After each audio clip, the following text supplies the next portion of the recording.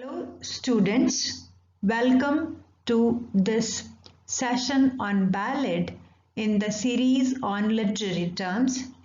Ballad is a very popular and interesting form of poetry. Students, this form arose from folk literature and it is considered to be one of the oldest form of English verse. So, before knowing in detail about this form of verse, let's begin with the definition of this form of poetry. A very clear and simple definition is given by M.H. Abrams.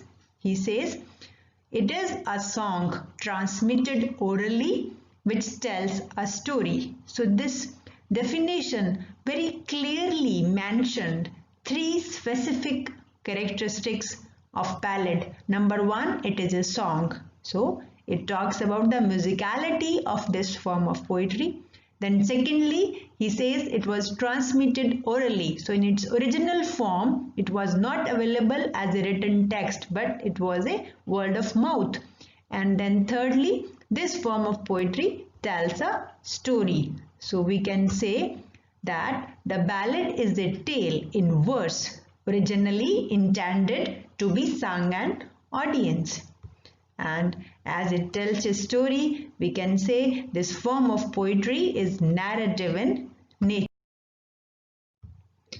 And as far as the origin of this form of poetry is concerned, first we will talk about the etymological origin. Here students, I just want to make one thing clear to you, that this branch of study, etymology, is concerned with the study of the origin of words. So as far as the etymological origin of the word ballad is concerned, it is from the northeast Scottish word which was popular in the Middle Ages as dance songs, and it was named as ballads. So the Latin word, in Latin the word ballad means to dance. So in its as a word we can say this ballad is related with dance, related with rhythm. Then and from this very word ballad, ballet came into an existence, that is also a form of dance.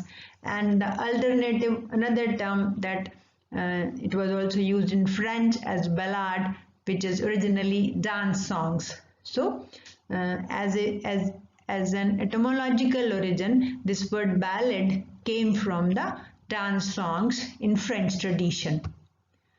And as a narrative song, as it is later on became popular in English literature, so as a narrative song, the theme and the function of ballad originated from Scandinavian and Germanic traditions of storytelling, and that can be seen in poems such as Beowulf. Students, this poem Beowulf is considered to be the oldest piece of literature. And this Beowulf is basically an epic. So now we'll talk about the types of ballad, that how this musical poem, this song, this tale in verse is divided into three categories on the basis of its specific features. Number one, there are traditional or folk ballads. They are also known as popular ballads, and this type of ballad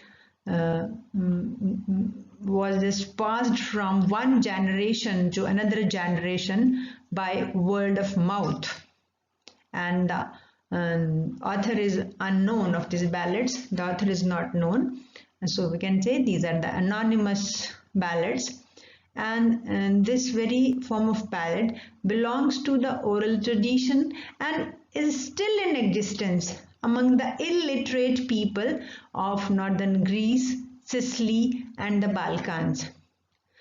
Students, since these ballads were never written, so each singer or the minstrels in the medieval times who learned the ballad introduced his own changes. So this popular ballad exists in many forms, and the best known collection of these poems or these ballads is known as the relics of ancient English poetry, sometimes known as relics of ancient poetry or simply Percy's relics, which were collected by Bishop Thomas Percy, and they were published in 1765.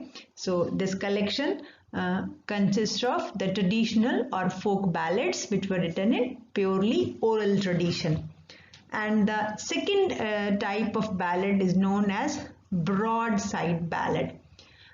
This type of ballad is printed on one side of a single sheet of poor quality paper, and these ballads were sold in bulk on the streets from the 16th century onward by wandering paddlers. And most broadsides are sentimental in subject matter, containing stories of murder, execution, or adventure. And sometimes public events were often published in broadsides, and printers earned a lot of money through them. So only the growth of newspaper put an end to these broadside ballads, or we can say that these broadside ballads are the first version of the print ballads, we can say. And the next category of the ballad or the type of ballad is literary ballad.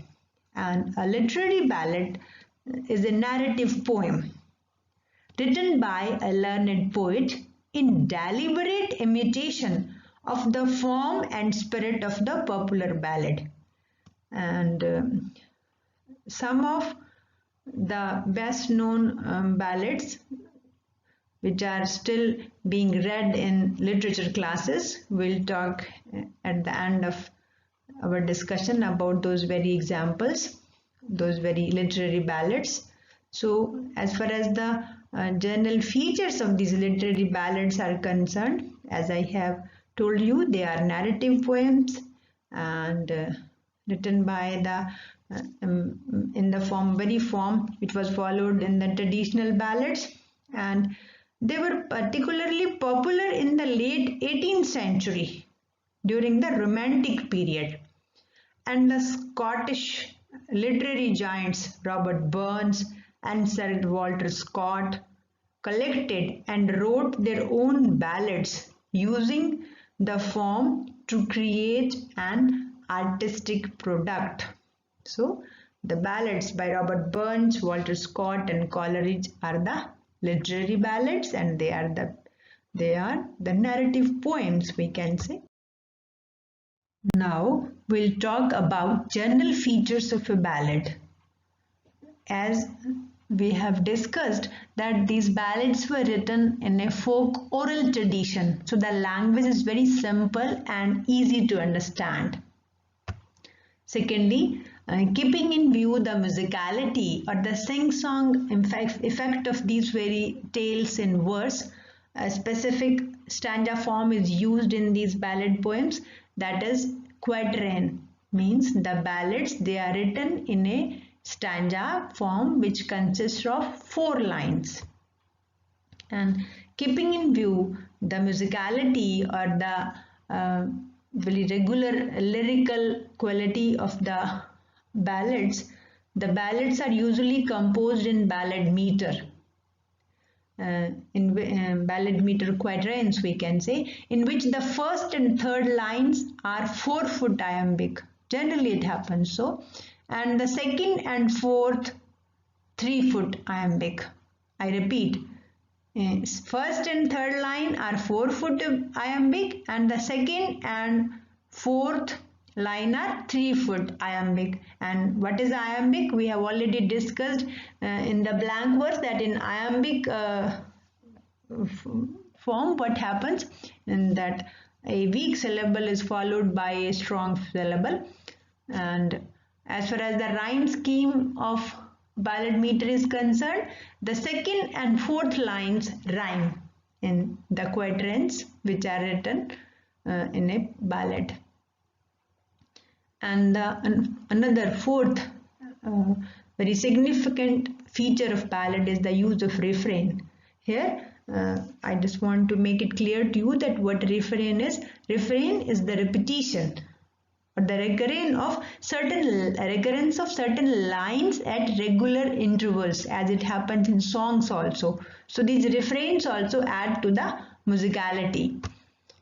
And one more set formula which is used in ballad in terms of its musicality, in terms of its sing-song effect, along with stanza form, along with ballad meter, rhyme scheme and refrain. The another one is incremental repetition. And in this incremental repetition, what happens? That a particular line or sometimes even a stanza is repeated, but with an addition that advances the story. And as far as the language of concern, in this very simple language, sometimes the ballad writers or the ballad singer, they love to use the stock descriptive phrases. For example, in Coleridge's Christabel, there is one phrase, milk white stead, and there is another ballad, there is another stock phrase, blood red wine. So these sort of descriptive phrases are used in these ballads. And the next is the ballads. They have abrupt opening, means they open abruptly without any attempt at systematic introduction. And as far as the narration is concerned, the ballads are written in third person narration.